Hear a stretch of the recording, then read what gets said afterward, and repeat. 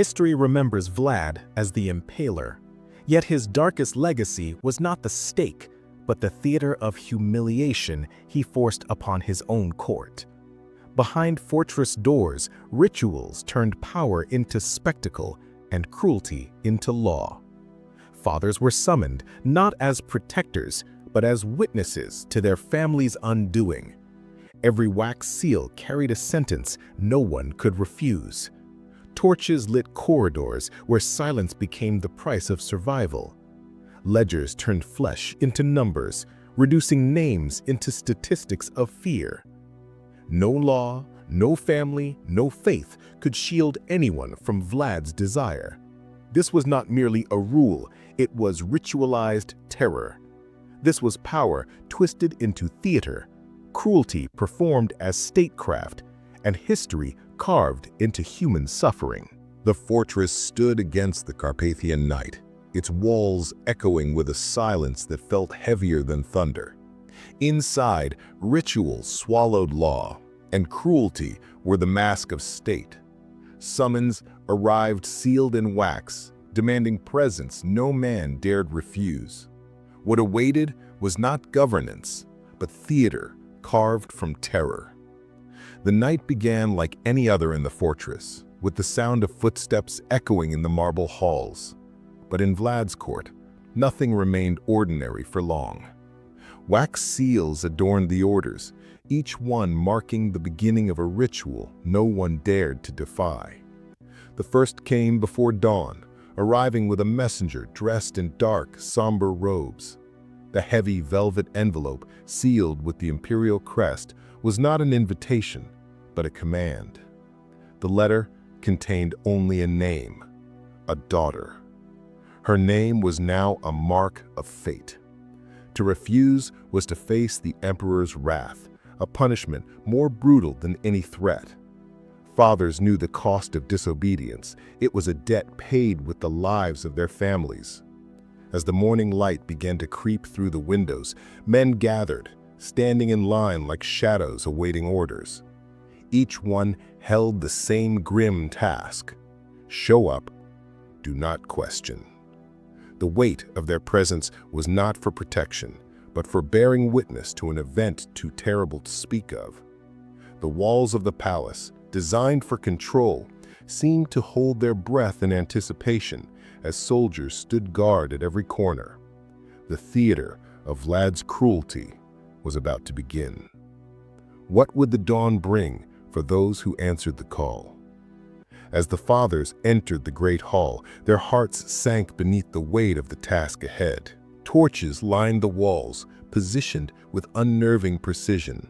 Each flame flickered with purpose, casting light in such a way that no man could escape its glow. Every step felt measured, as if the walls themselves were watching, waiting for the inevitable moment. The soldiers were silent, their eyes cold and empty as they stood watch. No words were exchanged, no encouragement given. Their presence was not to guard, but to ensure compliance. The palace was a machine, each cog clicking into place with precision. The sound of boots on stone was the only thing that broke the heavy silence. The letter, the one that had been passed from hand to hand, each seal broken, each word devoured by the anxious eyes of those who dared look, was now a symbol. It was not merely a summons, it was a sentence. The names of those called were etched into history, their fates sealed not in the hands of gods, but by the emperor's desires. Even the clerks, sitting at their desks, recorded the names without emotion, their quills moving faster than the hearts of those waiting in the hall. The ritual had begun. The final step was approaching, and no man could avoid it. The sound of the doors opening echoed like the last breath of a dying man. The fathers filed into the chamber, each one standing at attention, the weight of their gaze focused ahead. There was no room for hesitation, no space for mercy. Vlad's empire was not built on compassion, but on spectacle. And in that moment, the truth became undeniable. A slip of parchment passed from hand to hand, too dangerous to speak, but too heavy to ignore. It was a fragment of a ledger, torn hastily from the desk of a clerk. The words scrawled on it were clear, chilling in their finality. Daughter of the House of Jonas, compliance observed. The fathers froze. The cold reality of what they had been summoned to witness was now inescapable. The ledger, a mere tool for keeping records of goods and taxes, had become a record of their own downfall.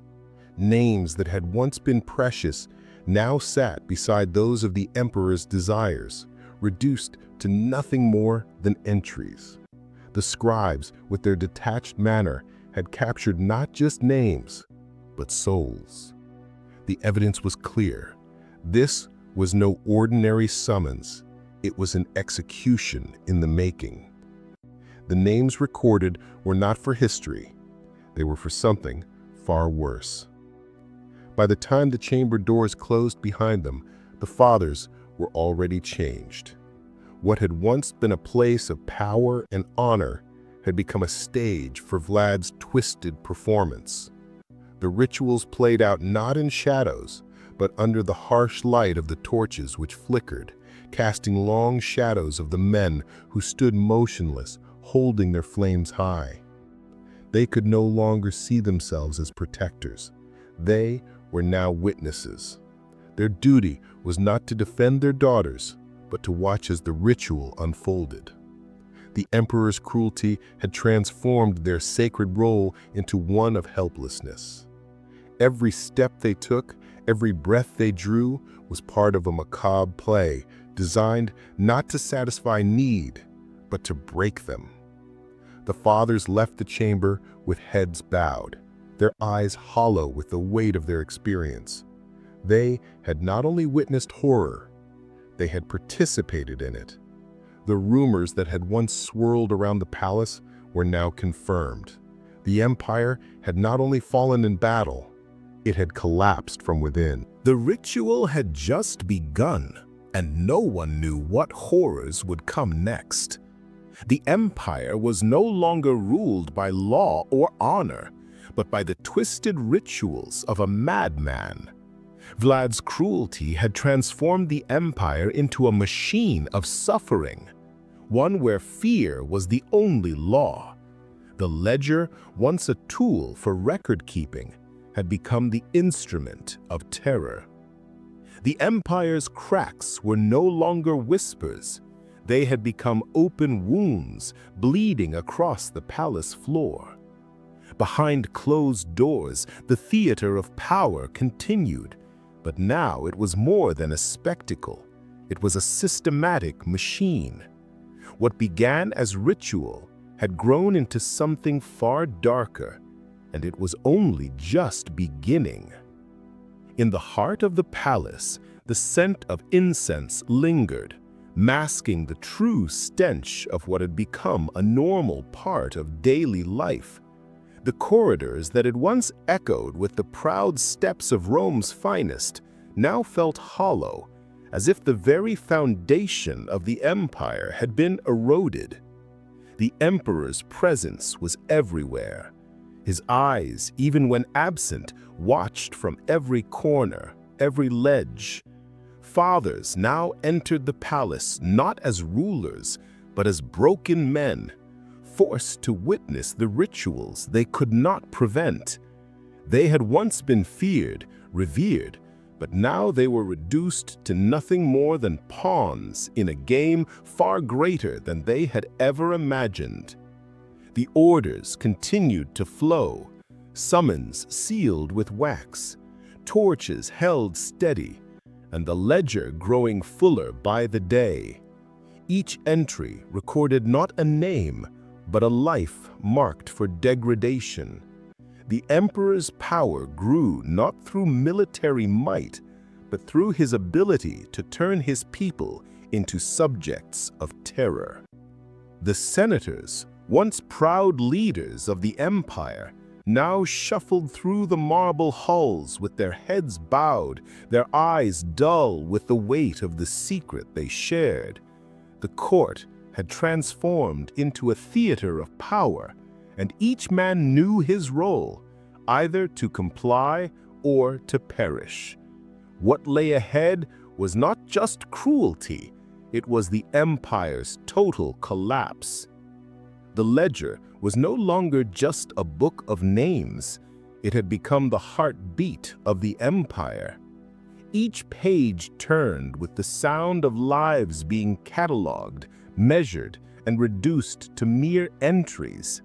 And in those entries, the names were no longer individuals, but commodities, items to be traded, moved, or disposed of at the emperor's whim. Each day brought new arrivals, and each day the halls grew quieter. The once proud families of the nobility now lived in fear, their wealth and power no match for the emperor's twisted rituals. The whispers grew louder, but they were met with the same cold silence. One senator, his hands shaking as he recorded yet another name, felt the weight of his compliance press upon him. He had once sworn an oath to defend the dignity of the empire, but now he was complicit in its destruction. His daughter's name, too, was written in that ledger, her innocence reduced to mere a statistic. And as the empire descended further into madness, the rituals began to shift. What had once been private was now becoming public. The emperor's cruelty was no longer hidden behind closed doors. It was being paraded as a symbol of his absolute power. The ledgers, the torches, the screams, these were no longer just part of the emperor's reign. They were his legacy. What once was secret now demanded to be seen by all, and no one could look away. It was not the emperor's decrees that finally broke the silence. It was the arrival of a new document, one that was far worse than the ledger. This document did not list names. It outlined procedures, precise instructions for what was to happen next. The parchment was heavy, sealed with wax, and carried by the hands of a trusted messenger. Its contents were clear and chilling. New recruits will be taken from the noble families, selected based on beauty, compliance, and political usefulness. This was no longer about power. It was about ownership. The emperor had not only reduced the noble families to pawns, he had made them his property. The families who had once ruled with pride were now part of the emperor's machine. Their daughters and sons no longer their own, but property to be traded, tested, and tormented. The senator who received the document felt his blood run cold. He had known what the emperor was capable of, but this was beyond even his darkest imagination. His daughter's name, already written in the ledger, was now to be marked in a new way. The empire had not just been conquered by a tyrant, it had been dismantled from within. The message was clear. There was no escape. There was no sanctuary within the empire for those who dared resist. The ritual had become a system, and the system was unstoppable. Each father, each senator, each nobleman was now bound to the emperor's will, forced to watch as their families were consumed by his hunger. The city outside the fortress continued to bustle with life, but within the walls, life had ceased to exist as it once had. What had been a thriving empire was now a hollow shell, its soul consumed by the very man who had once been its shining hope. The senators no longer spoke of reform, of rebellion. They spoke only of survival. And as the rituals continued, as the ledgers grew fuller with each passing day, the true cost of Vlad's reign became clear. It was not just the loss of power, but the loss of humanity itself. What remained of the empire was not a kingdom. It was a machine built on the suffering of its people. The torchbearers stood in silence, their eyes hollow, knowing that the flames they held now represented not honor, but the extinguishing of everything they had once been. The final act was about to begin, and no one would leave the palace unchanged. What had begun as a secret, hidden in the dark corners of the palace, was now an undeniable truth. The empire had fallen, not to foreign enemies, not to rebellion, but to the insatiable hunger of a man who had turned his empire into a stage for cruelty, and the curtains were closing. As Vlad's power grew, so did the empire's fear. The walls of the palace, once symbols of strength, now echoed with the sounds of broken men. The rituals that had once been whispered of in the shadows were now public, and no one, no matter their rank, was safe from their reach. The once thriving city of Wallachia had transformed into a shadow of its former self. The cobbled streets were filled with whispers, but they were not the kind of rumors one could ignore.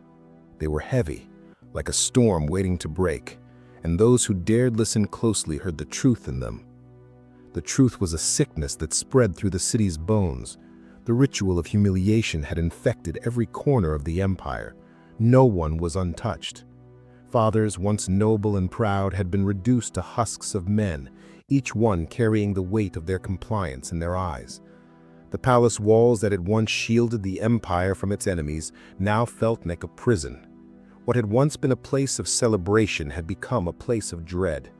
The very air in the palace felt thick, as if the walls themselves were suffocating beneath the burden of the emperor's twisted desires. Each night, new orders arrived, seals pressing down with a weight too heavy to lift. Those who had once lived in comfort were now forced to accept the reality of their situation. The rituals that had begun as whispers were now a daily public affair. The flames of terror had spread, and no one knew where they would stop. The city's heart was no longer the beating pulse of life. It was the gathering place for the emperor's cruelty. Behind every door, in every corner of every home, the weight of Vlad's influence pressed down. The families who had once held power now knew only submission. Every day as the sun rose, the city's inhabitants gathered not in markets or public squares, but in the shadows of the emperor's court. They came not to celebrate, but to watch. They had no choice. The rituals had become so public that they could no longer be hidden. Every man, woman, and child knew what was happening, but no one could escape it. The emperor's soldiers, once proud defenders of the realm, now stood as silent witnesses to the destruction of the very thing they had sworn to protect. They did not defend the city or its people. They stood watch over its decay. Each man who stood guard knew that to speak out, to show weakness, would be to condemn himself. The ledgers continued to grow, and the list of names began to mirror the very empire itself, broken, fragmented, and turned into nothing more than a series of entries. The ritual was becoming more than just a spectacle. It was a foundation for the empire's future. It was not the emperor's cruelty alone that had infected the empire. It was the complicity of every individual who stood by and did nothing. The senators, once proud men of honor, had begun to feel the weight of their participation. They were no longer the leaders of a thriving empire. They were pawns in Vlad's game, their names recorded in the ledger not as men of power, but as collaborators in cruelty. The public rituals had become routine, but there was something new in the air. The emperor had begun to demand more. The torches, once symbols of power, were now symbols of shame. The fathers, who had once held their heads high, now stood in submission, their torches shaking in their hands. A new decree arrived, one that was different from the others. This one, written in cold, clinical words, outlined a new protocol for the emperor's rituals. It spoke not of the victims, but of the men who would bear witness. The emperor had made it clear that to participate was no longer a choice, it was a sentence. The families were no longer just subjects, they were now part of the emperor's machine, their lives dissected, catalogued, and reduced to entries. The evidence was clear. There was no escape. The empire had become a prison. The very foundation of the empire was about to be tested in ways no one had anticipated. As the decree spread through the empire, the final layers of hope disintegrated. The families who had once wielded power with pride now lived in constant fear. The rituals were no longer secret, nor were they reserved for the nobles. They were now a public display, a testament to the emperor's control over everything, even the most sacred bonds of family. Fathers, mothers, and children no longer recognized the empire they had once called their own. What had been an empire of laws, of pride, had transformed into something far darker. The once mighty walls of the palace, the grand columns, the banners of victory, all now seemed hollow, devoid of meaning. What was left of the empire's soul was consumed by the rituals.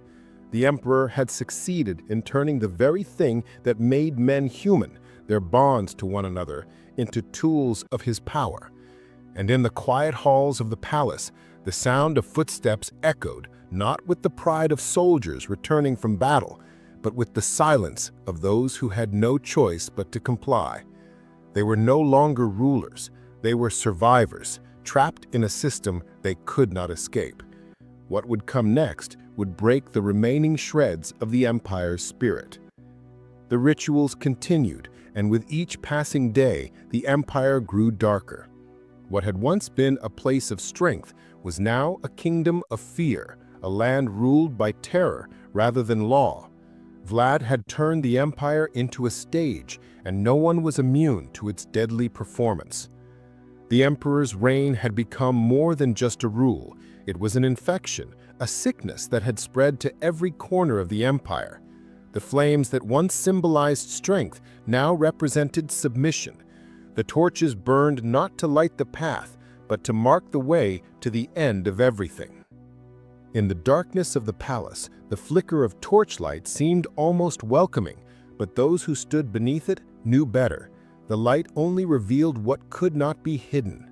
The empire's slow collapse under the weight of Vlad's will. The once proud halls were now eerily quiet, the sound of footsteps the only reminder of what had once been a thriving court. The emperor's cruelty had become routine, his demands unyielding. Fathers stood with torches, their arms trembling from the weight of what they held, not the flame, but the unbearable truth of what they had become. The once mighty walls of the palace now felt like a tomb, each corner a reminder of how far the empire had fallen. Each day, new orders arrived marked with the emperor's seal. The lists of names, once meant to record taxes and goods, were now filled with the names of children, of wives, of families torn apart by the emperor's hunger. These records were no longer a tool of government, they were a tool of terror. The empire had become a machine, its gears turning with cold precision, grinding down everything in its path. Vlad's reign was no longer about conquest or war. It was about domination, about breaking everything that had once been sacred. The empire's fate had already been sealed, and its people were powerless to stop it. As the days wore on, the once vibrant streets of Wallachia grew silent, their heartbeat replaced by the quiet hum of compliance. What had been an empire of laws and pride was now a landscape of fear, where whispers filled the air like smoke, and every shadow seemed to conceal a secret too dangerous to confront. It was the ledgers that spoke louder than any man ever could. Each new entry confirmed what the people already knew, that the emperor's cruelty was not just a series of isolated events, but a system that had been carefully crafted to break them. The men who had once wielded power now found themselves reduced to mere spectators, watching as their families became nothing more than numbers in a ledger. The ritual had become a tool of control, and no one, no matter how high they had once stood, was immune to its grip. In the quiet of their homes, The fathers, who had once been proud leaders of families, now sat in silence, the weight of their compliance hanging over them. Their daughters, their sons, and their wives had become part of a system that no longer cared for their humanity. They were tools, like everything else in the empire, to be used at the emperor's discretion. With every passing day, the grip of fear tightened, and the empire's future grew darker. As the system of ritualized terror continued, one father, too broken to remain silent, began to gather evidence. He had seen it all: the torches, the ledgers, the screams that echoed through the palace halls. But it was one document, a simple note passed among the clerks, that would change everything. The note was brief, its contents chilling in their simplicity. The next phase begins soon. The empire will be remade, and those who resist will be erased. This was no longer about cruelty for the sake of power. It was about transformation. Vlad wasn't just controlling the people, he was reshaping the very fabric of the empire. What had once been a land of laws and order was now a land of fear, was the only law. The fathers who had once believed they could protect their families now knew that resistance was not an option. To resist meant death, not only for them, but for their loved ones as well. The emperor's plan was not just to break them, it was to remake them in his image, to strip them of their identities and force them to bend to his will. The note was evidence, but it was also a warning. The emperor had a plan, and it was about to unfold with terrifying precision.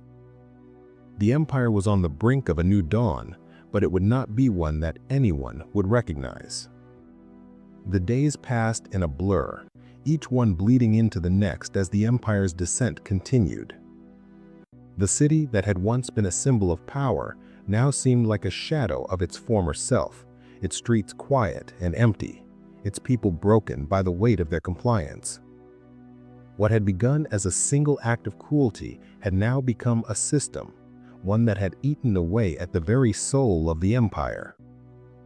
Vlad's power was no longer about conquest, it was about breaking the spirit of the people, forcing them to submit to his will. The fathers, once proud men of honor, now found themselves no different from the servants who had once obeyed them. The ledgers had turned them into nothing more than numbers, their families reduced to property, their fates sealed by the emperor's whims. In the silence of their homes, they knew the truth. They were no longer masters of their own destiny. They had become part of the emperor's machine, slaves to a system that had swallowed the soul of the empire. And as the final pieces of the empire crumbled beneath the weight of Vlad's will, the people could only watch in silence. The empire was no longer a kingdom, it was a prison, its bars forged by fear and maintained by submission. The final act was approaching, and no one knew who would be left standing when the dust settled. Vlad's reign was no longer about victory or defeat. It was about control, about breaking everything that had once been sacred. The empire had become a machine, its gears turning with terrifying precision. And when the dust settled, there would be nothing left but the ember's vision of power. The empire was no longer ruled by men, it was ruled by fear. Vlad's power had transformed the empire into a machine of terror, and no one could escape its gears. The rituals, once whispers in the dark, were now a public spectacle, and the city was forced to watch in silence. The city of Wallachia, once alive with the sounds of prosperity, now felt like a ghost town. The streets were eerily quiet, save for the occasional whisper that fluttered through the air. The markets, once bustling with trade and laughter, now stood silent, the cries of merchants replaced by the rustling of empty carts. The empire's rituals had not only consumed the palace, they had consumed the city. The citizens, who had once dared to speak freely, now cowered in their homes, knowing that the slightest hint of defiance could mean their end. Vlad's reign was not just about power, it was about control. It was about ensuring that every citizen, every family understood that they were no longer free. The rituals that had once been hidden behind closed doors were now as much a part of the city's fabric as the walls that surrounded it. The emperor's demands were no longer subtle, they were commands, and to disobey them meant destruction. The flames of the torches that once symbolized power now symbolized fear, and every father, every son knew that their survival depended on their compliance. The empire's collapse had begun, and it would soon be too late to stop it. The empire had become a puppet, its strings pulled by a madman who cared not for its history or its future. Vlad had turned the once great empire into a kingdom of fear, where the strongest of men trembled at the emperor's will. The rituals, once confined to the palace, had now spread throughout the land, reaching into every home, every heart. The rumors had become reality. The soldiers, once protectors of the empire, now stood as enforcers of terror, ensuring that the emperor's will was carried out with cold precision. The ledgers had grown thick, filled with names of those who had been reduced to nothing more than entries in a book. The city had become a maze of whispers and shadows, each corner hiding something darker than the last. Every family, no matter how noble, had been touched by Vlad's cruelty. Even the most powerful families had lost their place in the world, reduced to pawns in a game of terror. The whispers in the streets spoke of the emperor's next move, but none dared speak too loudly. The cost of defiance was too great. In the shadow of the palace, the city stood still, waiting for the next command, the next ritual, the next sacrifice. The empire's foundation had cracked, but no one knew how far it would fall. The rituals had become a performance, one that demanded participation from every corner of the empire. The emperor had made it clear that no one would be exempt from his rule, not even the highest of the high. The nobility, who had once sat at the emperor's side, now found themselves dragged into his game. The new decree arrived without warning, and this time it was different. This was not a mere ritual, it was a command to the very heart of the empire's power. The emperor had ordered that every noble family provide a tribute, a demonstration of loyalty. But the tribute was not what anyone had expected. The emperor had demanded not wealth, not land, but a promise that each family would give their most precious member to the emperor's will. The document was passed silently from hand to hand, each father, each nobleman feeling the weight of its demand. This was no longer a matter of power, it was a matter of survival. The tribute was not just a show of loyalty, it was a test. To refuse meant death. To comply meant the destruction of everything they had known. The city knew that the game had changed, and the stakes were higher than ever. Vlad's empire had shifted from terror to tyranny, and no one was safe. The tribute was accepted, but it was more than just a submission. It was a surrender. The nobility, once the backbone of the empire, had been broken by the emperor's demands. They had given what was asked of them, but in doing so, they had lost everything: their families, their honor, their place in the world. All were gone. And yet Vlad's empire continued to grow. The emperor's will was absolute, and no one dared to challenge it. The citizens, the soldiers, the nobility, all had become part of his machine. The rituals continued, each one more public, more brutal than the last. The city, once a symbol of power, now stood as a monument to submission. The once proud walls of the palace, which had once held the emperor's enemies at bay, now held only his subjects. What had begun as a series of whispers had now become the law of the land. The emperor had succeeded in turning fear into power, and in doing so, he had secured his place in history, not as a ruler, but as a tyrant. The ledgers grew thicker, the names more numerous. Each day the empire moved closer to its inevitable end, and yet no one could stop it. The empire had become a machine of terror, and no one could see the end. The tribute was not just a submission, it was a mark of the empire's final fall. Vlad's power had transformed the empire into something unrecognizable, a land ruled by fear and submission. As the rituals continued, the empire slipped further into darkness, its soul consumed by the emperor's hunger for control. The final stage had arrived.